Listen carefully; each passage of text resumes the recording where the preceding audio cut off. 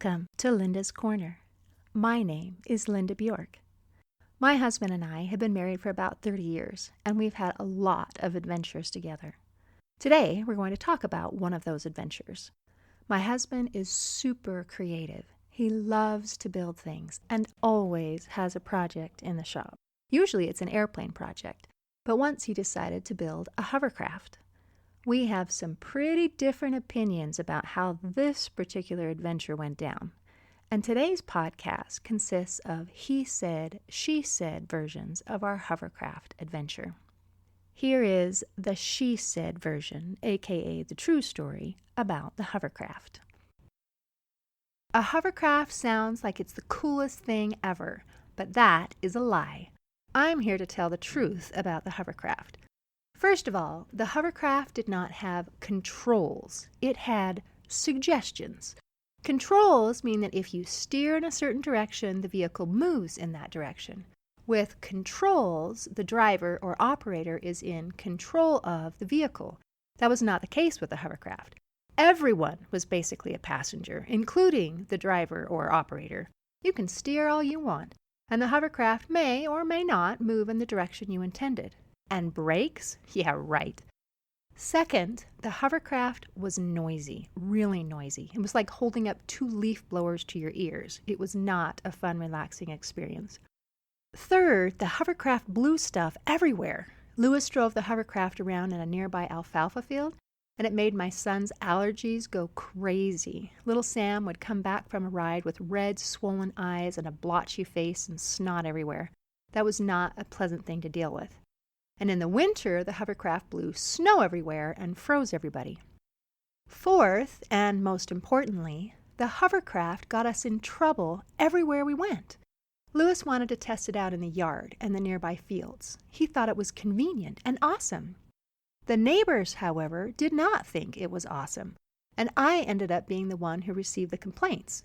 They couldn't tell Lewis because he was on the hovercraft, whooping and hollering and making noise, and he wouldn't be able to hear anything anyway. But they could find me, and then I had to tell Lewis, and he just didn't believe me. He thought I was making stuff up because I didn't like the hovercraft. So he would do it again. And I got the heat again. It was so unfair. Lewis realized I wasn't making it up when someone called the cops on him. Lewis had taken the hovercraft over to a nearby grassy park to test it out, and someone called to complain that some guy was vandalizing the park. I guess they thought that he was tearing up the grass. The policeman came and talked to him and explained the nature of the complaint, but when he looked at the grass and noticed that there wasn't any damage, he just recommended that he not use the hovercraft there again and basically sent him on his way. We are law-abiding citizens, and it was so embarrassing to have someone call the cops on us. One time we took the hovercraft to Pine View Reservoir, and the ranger got after us because the hovercraft didn't have a registration sticker. Lewis asked what category it should be registered under, but the ranger didn't know. It's not a boat or four-wheeler or a jet ski or anything that you can go to the DMV and register. To my knowledge, there isn't a hovercraft category for registration, but you get in trouble if it isn't registered and taxed. I'm not sure how to win that one. I rejoiced when Lewis finally sold the hovercraft. It went to Canada, and I said good riddance.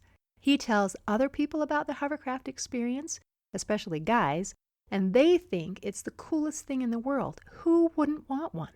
Me. I don't want one. A while ago, he started talking about building another one. This one will be even bigger than the last one, and he wants to modify it to put a tent top so we can camp in it. Oh boy. A coworker had hovercraft plans and materials for sale, and Lewis was so excited. They animatedly discussed the project, and Lewis explained that the only obstacle to his buying it was that his wife, me, didn't like the last hovercraft, and it might be difficult to get this one past me. His coworker presented what Lewis knew would be a foolproof plan. Raspberries.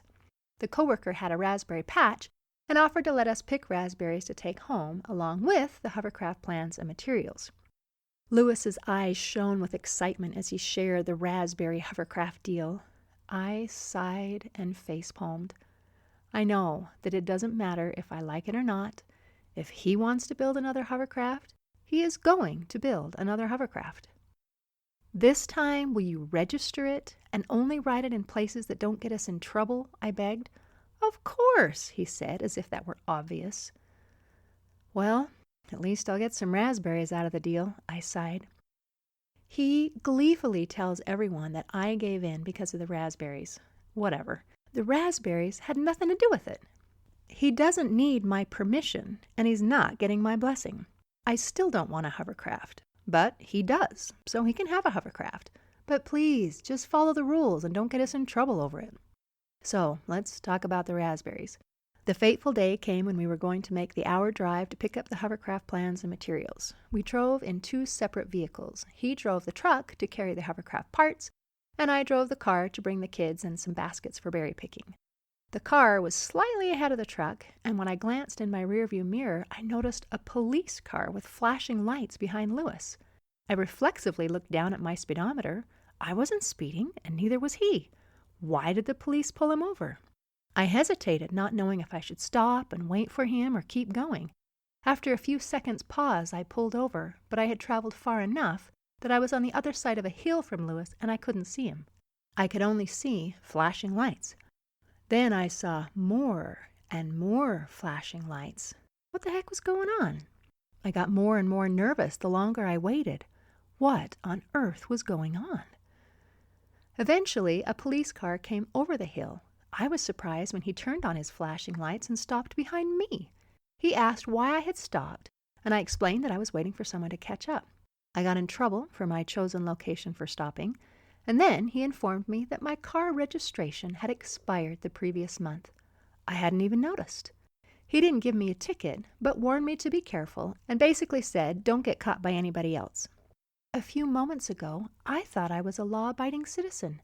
Suddenly, I feel like I'm a fugitive on the lam because now I know that I have expired plates.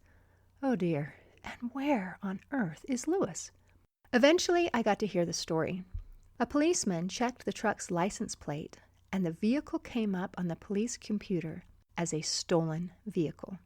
After pulling Lewis over, the policeman called for backup. After a few more police cars showed up, they dared to face this criminal driver. Now Lewis was completely baffled by all the cop cars. They asked him to get out of the vehicle, which he did. But then he kind of put his hands in his pockets, and they absolutely panicked. "Keep your hands or we can see them," they commanded. But Lewis calmed them by simply stating, "I'm not a threat to you. What's going on?" They explained about the stolen plates, and Lewis was totally surprised. The police noticed that the description of the stolen vehicle didn't match that of the truck, and they quickly surmised that whoever stole the vehicle also stole our license plates and made a switch. That way, the stolen vehicle didn't have plates that raised a red flag for the police. "Didn't you notice that your plates were different?" he asked incredulously. "I didn't even notice," he replied. The police removed and confiscated the stolen license plates, but that meant that the truck now has no license plates whatsoever and was not legal to drive. "Just be careful and don't get caught," the police advised as they drove away. So we started this drive with 2 legal vehicles, we thought, and ended up with 2 illegal vehicles and the advice that we should be careful and not get caught. As we continued our journey toward the Hovercraft raspberry deal, we had to reroute because there was a small town parade and it seemed like every cop in the universe was part of that parade route. It was as if we were magnets drawing the eyes of all policemen everywhere. It was awful. We got the hovercraft stuff and picked raspberries and carefully drove home, hoping to be ignored by our flashing light friends. It was not the most auspicious beginning for Hovercraft 2, The Return. If the hovercraft could do that thorough of a job getting us in trouble when it was just a set of plans and random parts, what on earth is going to happen when it's finished? Ugh, I shudder at the thought. It began with too many projects. We'd subdivided the old farmhouse property, sold the old house, and built a new place out back. We moved in, but much work remained, inside and out. The new house shared space with a shop still full of an unfinished airplane project, the pits. Yet another project, a wooden seaplane, graced the garage of our home. 3 major long-term projects with no end in sight had me feeling like a circus clown running frantically from one teetering plate to another. That's when Linda brought our 11-year-old son out to the shop. I suspect she was tired of catering to his boredom in the house. "Joseph would like to work on a project with you," she said. Joseph and I had spent many hours in the shop together. He enjoyed working the power equipment, cutting wood, and pounding nails, but his skills were not well developed. I worried that his efforts on the plane might end any prospect of it ever flying. "I won't let him work on the plane. I've seen his work," I replied. "Maybe you could build something else together." "Sure. Joseph, what do you want to build?" He looked a bit sheepish, shrugged a little, and said, "A go-kart?" I thought for sure he could think bigger than that. "How about a hovercraft? It's like a go-kart that can go on water, too." "Okay," he responded, more to my enthusiasm than much else, but came around after seeing a video of a little hovercraft in action. I informed Linda of our intent to build a hovercraft, including a budget of about $2,500, and described the educational benefits of the project. He could learn basic fiberglass, a little welding, and small engine repair. He'd learn how to follow plans and attain many other valuable skills. The other kids would enjoy and benefit from the process as well. "Okay," she said, a little unsure. I ordered the first parts and materials right away. So the hovercraft was really her idea, and I did it for the children. We crammed the seaplane into the shop with the pits, leaving room in the garage for the hovercraft and one car. The scent of polyester resin wafted throughout the yard and into the house as we gamely brushed layers of glass weave onto foam panels. Joseph worked well at first, but lost interest after a week or so. He rejected my invitations in favor of playing with friends, video games, or simply reading. I suppose the project was too big for him. He couldn't see the end from the beginning, so I figured he'd catch on if I could show bigger or faster progress. So I worked quickly through the drudgery of basic glassing in order to assemble the various panels into a larger hull. Sure enough, he came out to help once in a while, and took interest long enough to look at the project occasionally, but not much more. For me, on the other hand, the hovercraft represented one project with an end in sight. This became a little intoxicating, seeing the light at the end of the tunnel. Airplanes and houses were years away from completion, but the hovercraft could be done by August. This powerful idea motivated me to practically ignore the other projects in favor of the hovercraft. I just wanted to finish something. This did not sit well with competing interests who wanted progress elsewhere. Linda called the hovercraft a distraction. It was. It's quite a thrill when something starts for the first time. The skirt under the hovercraft inflated with a rising crescendo of engine noise, and the whole thing rose in the garage like a bounce house at a Latin birthday party. After building a couple of rudders for steering, I pulled it onto our gravel driveway for a test drive. Drive is not the right word. A hovercraft is like an oversized puck from an air hockey game. It is affected by slope, wind, momentum, and thrust. As I added power, the craft drifted down our driveway into the neighbor's yard, a direction it was not pointed. I maneuvered to avoid some fruit trees, only to swing the tail and its propeller around into the branches. It sounded like a leaf shredder, some of the noise and authentic pruning of the trees, and louder snapping sounds of my propeller breaking. I needed a new propeller right out of the box. $220. The alfalfa field next door seemed a better choice for a little practice, except the hovercraft lacked the power to push through the taller plants. With some effort, we made a track using an ATV, and then another attempt around the track with the hovercraft. It goes pretty fast, but does not steer like a car. You must play the momentum, like a little spaceship on the old Asteroids arcade game. The momentum determines direction of travel, and the craft can be pointed in almost any direction while zipping along. The fastest way to stop is to point backwards and go to full power. Turns require advanced planning, and I found myself going around the corners sideways like a car in full drift. A scary proposition at first, so I cut the power. Big mistake. Cutting the power deflated the skirt, which slammed the craft into the ground sideways at 30 miles an hour. It tipped up on its side and ejected me and all my tools into the alfalfa. Unhurt, I'd learned lesson 1. Don't cut the power unless you're ready for a quick stop. I never did find all my tools. With a little practice, I could keep it on the driveway, which compelled the neighbors to close their windows and doors. They came to visit with dust in their eyes and teeth. Lesson number 2. The hovercraft disappears in a Sahara dust storm if it's used in the dirt. I'd been prohibited from the grass near the fruit trees, leaving the best option, the park across the street. It featured a large grassy area and a gentle slope, surely a place made for hovercraft testing. As I crossed the street, the machine did not even notice the curb and gutter. It went right over without a thought. Pretty cool.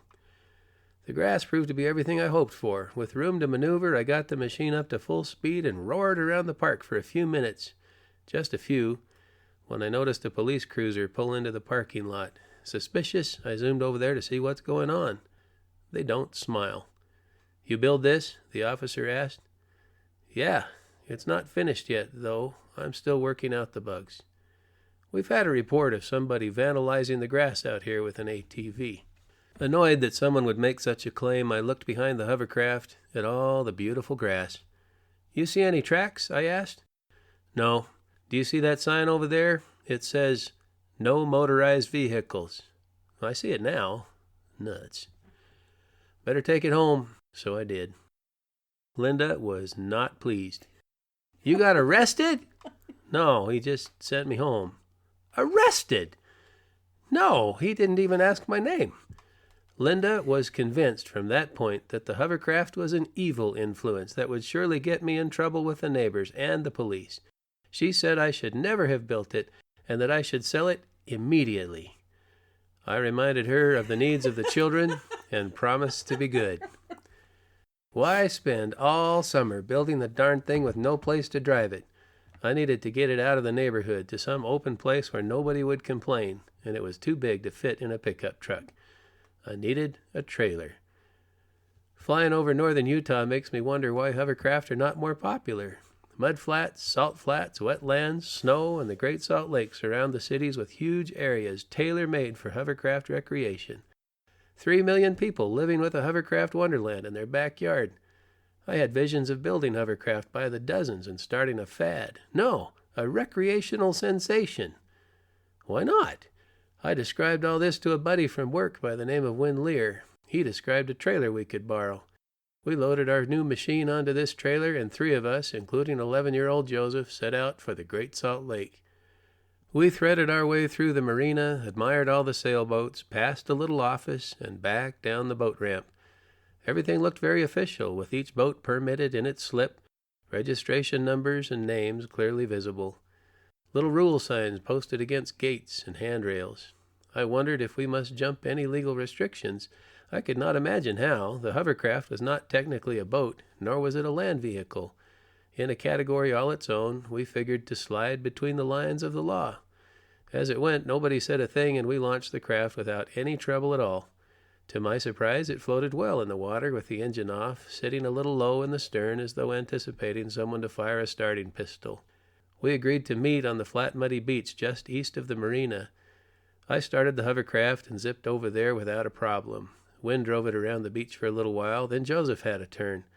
I let him take it out by himself. It was perfectly safe.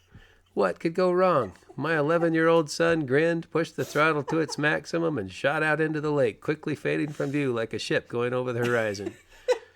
From my vantage point on the shore, I could see the rudders fully deflected, but he couldn't get it to turn. Uh-oh. Win and I could both shift our weight around to get the machine to turn.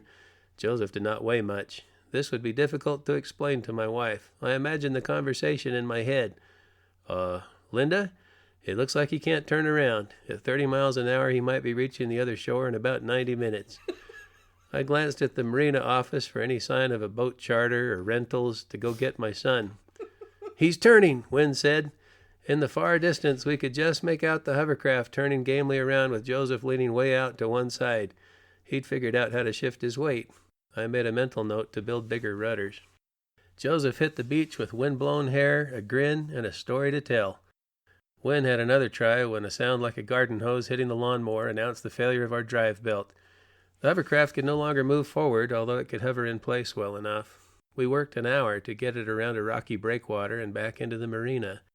The hovercraft skirt had filled with water and brine shrimp as we pulled it onto the trailer. It became very heavy. I knifed a hole in the skirt to drain it and considered the many lessons of the day. They piled up. A drive belt cost $40. Build belt retainers as described in the plans. Rudders, as built, are worthless. Make new ones according to the plans. The skirt fills with water. Make an outflow valve according to the plans. Build handholds for leaning over the side.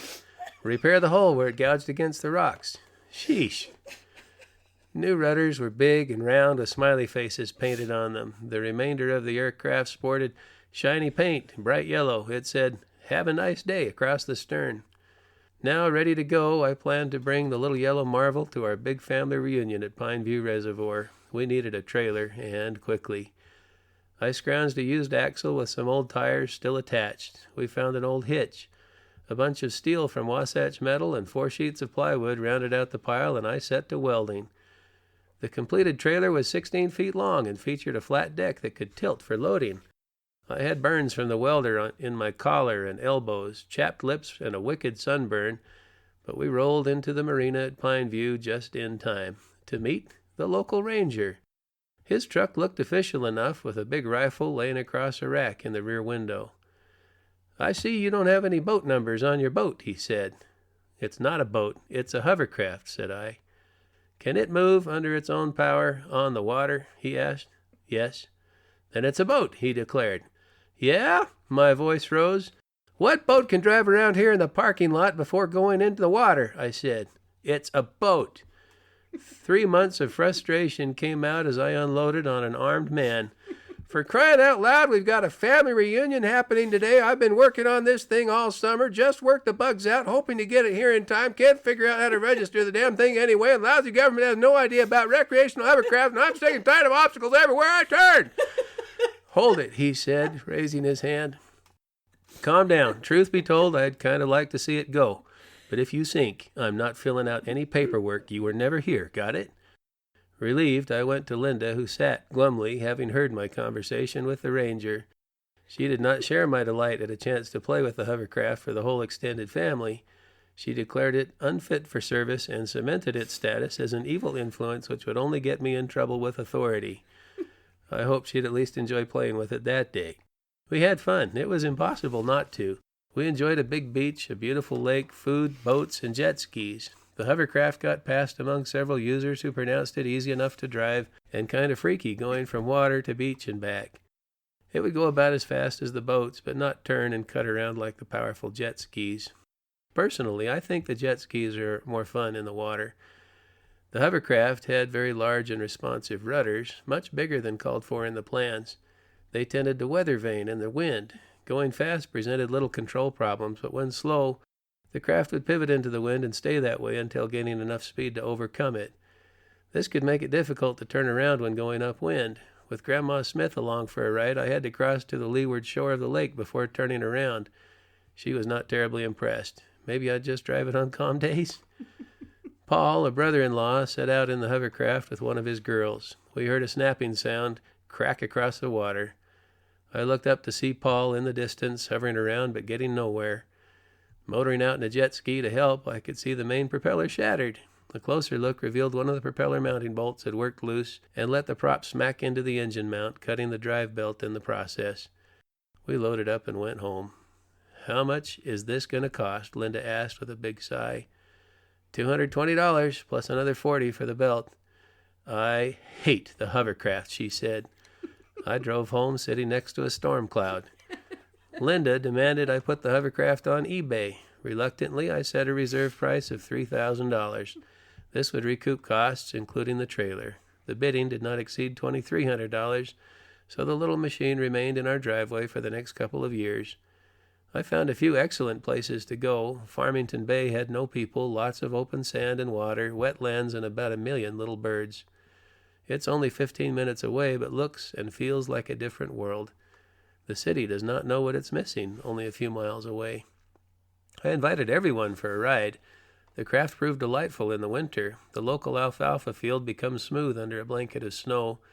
The little hovercraft could skim around without a care, jumping irrigation ditches with athletic prowess and cushioning the whole adventure on a mattress of air. Steering becomes much less of a problem with experience, and I found the craft could be maneuvered quite deftly with a little practice. Joseph lost interest, preferring to play with friends. Anna, on the other hand, would emerge from the house with sparkling eyes every time the engine started. Although only 3 years old, she would grin with a lusty sense of adventure when climbing aboard. Whenever Linda strengthened her resolve against the hovercraft, I had only to ask Anna if she thought we should sell it. "No, I love the hovercraft," she'd say. "There you go. We can't sell the hovercraft until Anna says so," I said. We had grand adventures gliding over the snow. As toys go, the hovercraft offered a lot in a single package. It could run easily over anything flat: water, snow, sand, grass, pavement, etc. It could carry 3 people at once, or up to 600 pounds, and got 30 miles to the gallon.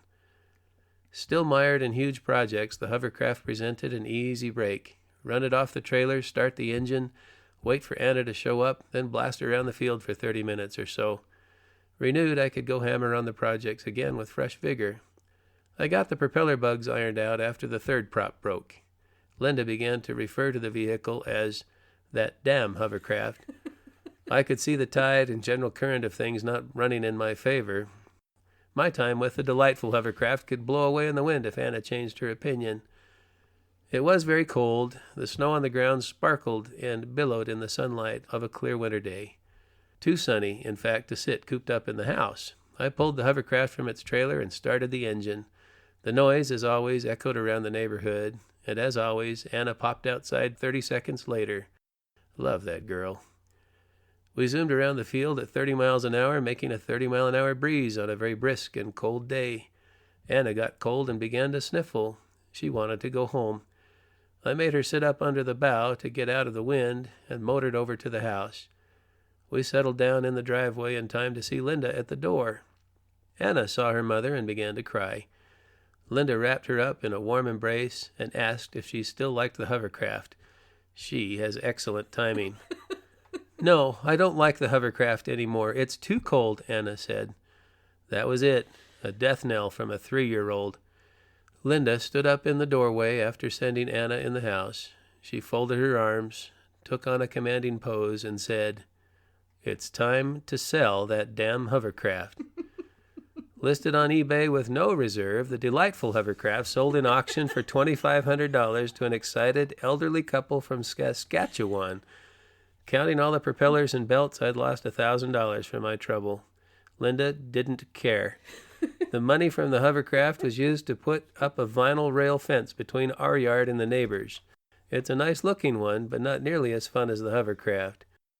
I could build it better, bigger, enclose the cabin, add a heater, more power, more seats. The bare mention of this could make Linda curse like a church lady losing a bingo game. She suggested the weather forecast in hell required to make another hovercraft. 10 years passed. Then I met another buddy at work who wanted to build a hovercraft. He had parts and plans for a big one, enclosed, lots of seats. Perfect. Lacking the space to build it himself, he offered to let me buy his stuff cheap. "No chance," I said. "Linda would kill me." "Does she like raspberries?" he asked. "Yes, loves them." "I'll let her have the first crop of my commercial raspberry patch if you'll buy my hovercraft stuff," he offered. I said I'd ask, but offered no hope. To my surprise, she said yes. I had to pause for my brain to catch up to my ears. Wait. What? "You're going to buy it anyway, so at least I'll get something out of the deal." I couldn't believe it until the other shoe dropped. "You have to promise to register it with the authorities, not act like a hoodlum, take it only on approved areas, and finish the projects you're currently working on." Tall order, but doable. I got pulled over by the cops on the way to pick up the parts. They said I was driving a stolen vehicle. Not true, but Linda became convinced it had something to do with the hovercraft. As we picked berries, she muttered angrily to herself. "I feel like I'm prostituting myself," she said, and muttered some more. The parts sat for nearly 4 years in a corner of the shop as I finished the last project in line ahead of it. The saga continues. Hovercraft Part 2 is growing in the shop. It fills the shop already, displacing tools and floor space like a huge swelling pumpkin. Linda has misgivings, but has generally kept out of the way. I have big plans to help Linda like the hovercraft. No, I have plans to help her love the hovercraft. Think of a beautiful trip along the shores of Lake Powell, for example. Warm breezes, sparkling water, and a huge red rock cliffs moving by as Linda sits in splendid comfort, shaded, fed, and entertained in a craft more magic carpet than boat. We'll glide right up onto a quiet beach, spread a table set with grapes, cheese, chocolate, and sparkling grape juice. As a quiet evening in complete privacy under a night sky filled with diamond-studded Milky Way ends, I'll present her the pièce de résistance, a feathered pen and gilt parchment which says the following: Hovercraft Affirmation Statement. I, Linda Bjork, do hereby affirm and ascertain that the hovercraft is a most excellent conveyance full of comfort, joy, and rare life experience. I undersign this declaration to express my excitement at future adventures, my approval of the experience just savored, and my appreciation of all things related to the hovercraft thus far. And I hereby testify that my husband loves me. Signed, Linda Bjork. All right, Louis, I freely admit that your version is way funnier than mine. I was trying so hard to be quiet and I couldn't. I just couldn't. I did it for the children. I did do it for the children. You brought Joseph out and said he wants to build a project. What part of not for the children is that? And I loved how you didn't follow any of the plans you bought. You did your own thing. That's part of creativity. You build what you want to build. I can't believe you took our 11-year-old son and sent him out by himself into the middle of the lake. It's saltwater. He floats like a cork. It's okay. You can't sink in the Great Salt Lake. And it was a warm day. I am so glad I was not there. Oh, I am so me glad too. I was not there. Oh, we did. He said, she said, and we had people vote on which version they liked. The winner would get chocolate-covered raspberries, and I won. But my daughter Melanie voted for Louis because his was funnier, and she only liked the funny ones. It's That your was pretty girlfriends good. made you win. You had people that took your side because they were women. That may be true. We have some different versions. Delightful to hear you tell that story. Thank you, thank you, thank you.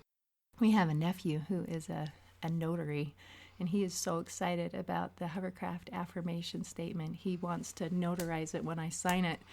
But I've told Louis I will sign it when it's true. Oh, it'll be awesome. We will set up a canopy out over Farmington Bay. Everybody will dress up. I'll wear a tie. We'll get a big ostrich feather pen for you to sign. You can sit at a white linen tablecloth out in a sunset. We'll play music. We'll get Aubrey to play the violin. Anna can bring her cello. There'll be birds twittering around. I can see. The only problem with this is that it requires that the hovercraft be awesome, which... The hovercraft is awesome. It's just a perspective. Oh, well... Goes places that yeah. are great. We'll see. We will We're going to see. put the pressure on. You're going to love this thing. Well, if we do, I'm sure I'm going to hear about it. Gonna be great. Super fun. Yeah, so Hovercraft number 2 is currently in the shop. It is huge. It's being worked on. He's also got a plane out there that he's working on. The plane is Linda's fault. She didn't want the hovercraft to happen, and she pushed another project in front of it. And I admit it's a cool plane, but the hovercraft has been backburnered for a couple of years. Wow. Okay, so the hovercraft was my idea, apparently, as I hear It was from for your the children. story. It was your idea to build a project with the airplane. And now the airplane project was my idea. Yeah, that's your idea. You said you liked this airplane. I do like See? this airplane. Yeah. I'm looking forward to it being done. But, wow.